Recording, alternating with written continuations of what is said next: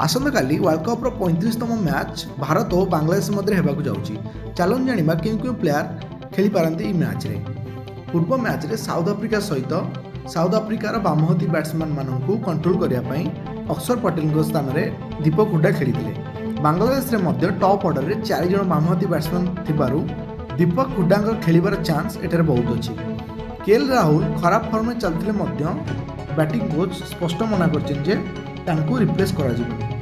दिनेश कार्तिक पूर्व मैच रे इंजर्ड होते और अधा मैच रे से पड़िया छाड़ी ड्रेसिंग रूम को जाते और स्थान में ऋषभ पंत कीपिंग करते। तेणु दिनेश कार्तिक को खेलवा नहीं संदेह आसुची। दिनेश कार्तिक जगह ऋषभ पंत खेली पारती। दिनेश कार्तिक रिसेंट फॉर्म भी खास नहीं, तेणु ऋषभ पंत को खेल चांस ये अधिक अच्छे। रविचंद्र अश्विन को पूर्व मैच रे बहुत माड़ पड़ता, तेणु तांकर खेलवा नहीं संदेह उठुची। जगह युजवेंद्र चहल खेली पारती। यह व्यतीत टीम रे चेंज होबार कौन चांस नहीं। काली जदि भारत जिते तेबे तार सेमीफाइनल खेलिबार चांस सुनिश्चित हो। कालीर मैच अपराह्न 1:30 आरंभ होगा जाऊँगी।